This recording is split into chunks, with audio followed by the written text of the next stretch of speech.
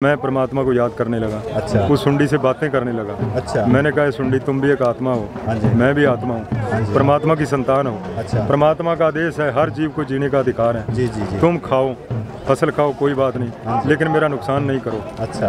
आपको भी पेट भरना है, मेरे को भी भरना है। अच्छा। आप मेरे मित्र हो, मैं भी आपका मित्र हूँ। हालांकि इसकी बिजाई अक्टूबर में होनी चाहिए थी। हाँ जी, हाँ जी। मैं किसी कारण से 1 महीना लेट हो गया। अच्छा। लेकिन फिर भी भगवान ने मुझे ये आलू दी। जैसे आत्मा में ज्योति स्वरूप हूँ, इसे परमात्मा भी ज्योति स्वरूप है। जी जी। उसकी शक्ति की किरणें मुझे आत्मा पर आ रही हैं। जी। ये मैं फील करता हूँ। जी जी। ये किरणें इस बीज में फैल रही हैं, ये बीज को शक्तिशाली बना रही हैं। जी नमस्कार भाई साहब। हाँ नमस्कार जी। सबसे पहले आप अपना एक छोटा सा परिचय करवा दो। हाँ, मेरा नाम बलजिंदर सिंह। हाँ जी। गांव मेरा रतनपुरा, तहसील संगरिया, जिला हनुमानगढ़ का रहने वाला हूँ। अच्छा अच्छा। ये आपने कई सारे आइटम रख रखे हैं, आलू भी है, इधर मैं सरसों का तेल देख पा रहा हूँ, ये गुड़ है, तो ये क्या मॉडल है आपका ये खेती का? ये मेरा शाश्वत योगिक खेती, अच्छा। यानी ये मैं प्रजापिता ब्रह्मा कुमारी ईश्वरीय विश्वविद्यालय से जुड़ा हुआ हूँ। अच्छा जी। मैं पिछले 10 साल से ये खेती कर रहा हूँ। अच्छा अच्छा। और 10 साल पहले मैंने इससे ट्रेनिंग ली थी। अच्छा अच्छा। इस चीज़ की। तो आपके दिमाग में आया कैसे कि किस तरह की खेती करनी चाहिए? ये दिमाग में मेरे ऐसे आया कि मैंने 2015 के अंदर जब मैंने फर्स्ट बार माउंट आबू का एक वीडियो देखा। अच्छा। उसके अंदर ये बताया गया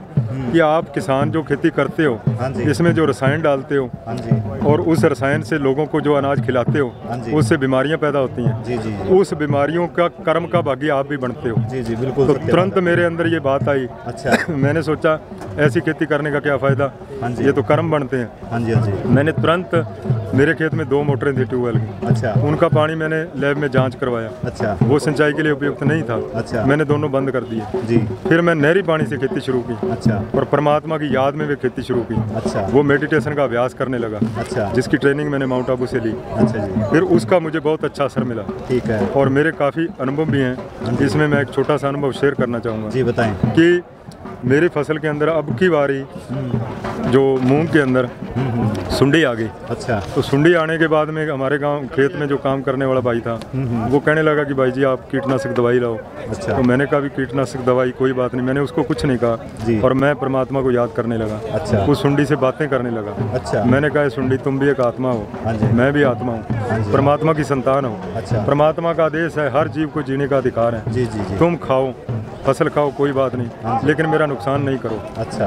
आपको भी पेट भरना है, मेरे को भी भरना है। अच्छा। आप मेरे मित्र हो, मैं भी आपका मित्र हाँ जी। हूँ। मैं मित्र इसलिए हूँ कि मैं आप पे कोई कीटनाशक दवाई नहीं करता। हाँ जी। आप मेरी मदद करो। हाँ जी। इस तरह से मैं 5-10 मिनट रोज अभ्यास करता। अच्छा। सुबह अमृत वेले उठ कर भी ये परमात्मा को याद करता। अच्छा। और संकल्प द्वारा मैं खेत में पहुँचता। अच्छा। उसका ऐसा बड़ा असर हुआ हाँ कि जी। 4 दिन के बाद उसमें कोई भी सुंडी नाम की चीज़ नहीं थी। क्या बात है। और ये तो बहुत चमत्कार हो गया कि आपने जो भाव थे आपके, हाँ, उन भावों को सुंडी ने समझा और वो अपने आप चली गई। वो अपने आप चली गई। अच्छा। और उसके बाद में मेरी ये प्रेरणा रही कि आज मैं इस मेले में पहुंचा हाँ जी। हूँ, तो मेरा मतलब जो किसान है वो भी मेरे भाई है। हाँ जी। मैं सभी को इसलिए कह रहा हूँ जी। कि आप भी ये खेती शुरू करें। अच्छा। और परमात्मा को याद करें, हाँ जी। जिससे सभी को शुद्ध अन्न मिल सके। हाँ जी। और आपके घर में भी सुख शांति हो। जी जी जी। ऐसी मेरी भावना और शुभकामना है। आपकी खेती कितनी बीघा में है वहाँ पे? मेरी 20 एकड़ हरियाणा में ये जमीन पड़ती है। अच्छा। और राजस्थान में मेरी 7-8 है SBN में। 10 सारी इसी तरह से कर रहे हो आप? सारी इसी तरह। कितने सालों से कर रहे हो? 10 वर्ष से। 10 साल से? 10 साल से कर रहा हूँ। जी जी जी। तो और आपका शुरू में आप क्या रखते हो, जैसे का जो भावना होती है जो बीज डालते समय, या हाँ, उसके बारे में बताओ। उसमें मैं क्या करता हूँ हाँ। कि जैसे मैं एक आत्मा हूँ। हाँ जी। और परमात्मा अपना पिता है। हाँ जी। वो सर्वशक्तिमान है। जी जी। जैसे आत्मा में ज्योति स्वरूप हूँ, इसे परमात्मा भी ज्योति स्वरूप है। जी जी। उसकी शक्ति की किरणें मुझे आत्मा पर आ रही हैं। जी। ये मैं फील करता हूँ। जी जी। ये किरणें इस बीज में फैल रही हाँ जी। हैं, ये बीज को शक्तिशाली बना रही हैं। अच्छा। फिर मैं धरती पे मेडिटेशन करता हूँ। अच्छा। यह धरती माँ हाँ है। जी। मैं उसको भी कहता हाँ हूँ जी। कि यह माँ तुम युगो युग मुझे फसल देती आई हाँ है, जी। अब भी मुझे पूर्ण विश्वास है जी कि जी। तुम मुझे अच्छी फसल देगी। जी जी। इस संकल्पों के द्वारा मैं खेती में बिजाई शुरू कर देता हूँ। अच्छा अच्छा। और वो बिजाई करता रहता हूँ। अच्छा। और जब मैं बिजाई करता हूँ, उसके बीच में क्या है कि परमात्मा याद के गीत चलते रहते हैं। अच्छा अच्छा। कि परमात्मा की याद में वो बिजाई होती रहती है। अच्छा अच्छा। उसके वाइब्रेशन उस धरती पे फैलते हैं। जी जी। तो वो बीज बहुत अच्छी तरह अंकुरित होता है। अच्छा। मेरा एक ये भी अनुभव रहा कि पिछले वर्ष क्या हुआ, 8 कनाल का 1 एकड़ के अंदर मैंने 300 ग्राम सरसों का बीज दिया। अच्छा। और जो कि पूरे का पूरा बीज उगा। अच्छा। और 7 क्विंटल प्रति एकड़ मुझे सरसों प्राप्त हुई उसमें से। तो आप खाद का कैसे मैनेजमेंट करते हो? खाद अलग से क्या क्या डालते हो?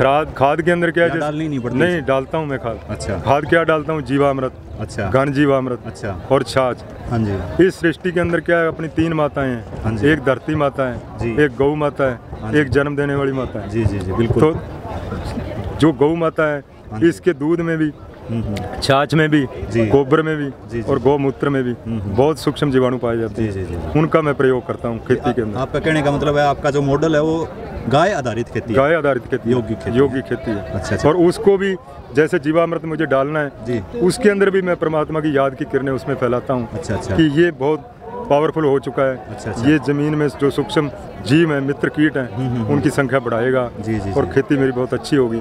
ऐसे ऐसे संकल्पों के साथ में मैं उसको आपका डालता जो ये प्रयास है इससे प्रभावित होकर कोई अन्य किसान भाई भी आपसे जुड़े हैं?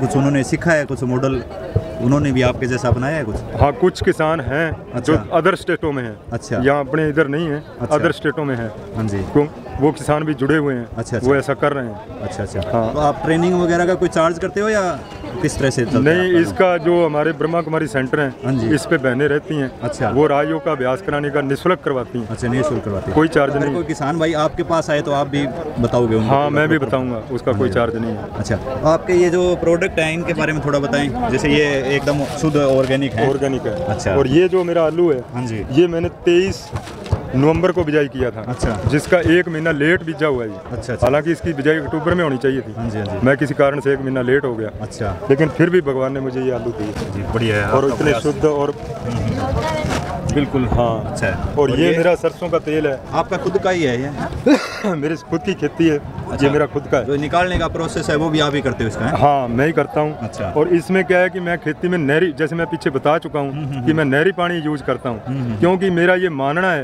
हाँ। कि खेती के अंदर जो फसल हम पैदा करते हाँ। हैं उसमें जो लवण आएंगे लोगों को बीमारियां लगेंगी। तो ब्रह्मा कुमारी जी में ये चीज़ पढ़ाई जाती है कि उसमें कर्म के बागी तुम बनोगे।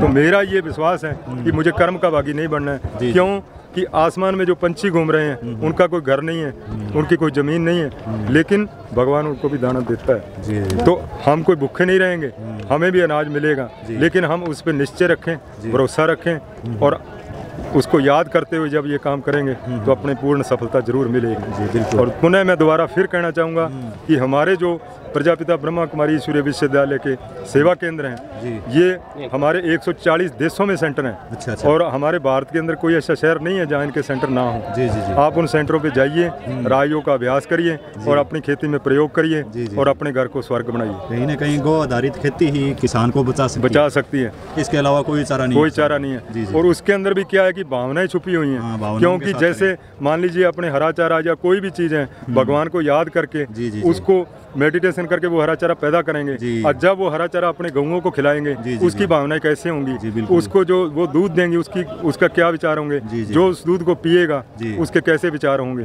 तो ये मेरा मानना है कि जब हम शुद्ध खिलाएंगे तो हमें शुद्ध मिलेगा, और वो भी भावनाओं के साथ। एक मान लीजिए मैं ठीक है चाहे जीवामृत डाल रहा हूँ, घन जीवामृत, अगर मैं देवाभिमान में डाल रहा हूँ कि मुझे अहंकार है उस बात का कि मैं ये कर सकता हूँ, वो काम नहीं करेगा, उतना काम नहीं करेगा। लेकिन जब मैं उस परमात्मा को याद करके नम्र चित्त निर्माण चित्त होकर के उस चीज़ को यूज करूँगा तो मुझे 100% उसका रिजल्ट मिलेगा। जी जी जी। ये मेरा मानना है। जी जी, आपने बहुत अच्छी जानकारी दी, किसान हित ऐसी जानकारी दी, इसके लिए आपका बहुत बहुत धन्यवाद जी। आपका भी बहुत बहुत धन्यवाद, शुक्रिया। ठीक है जी।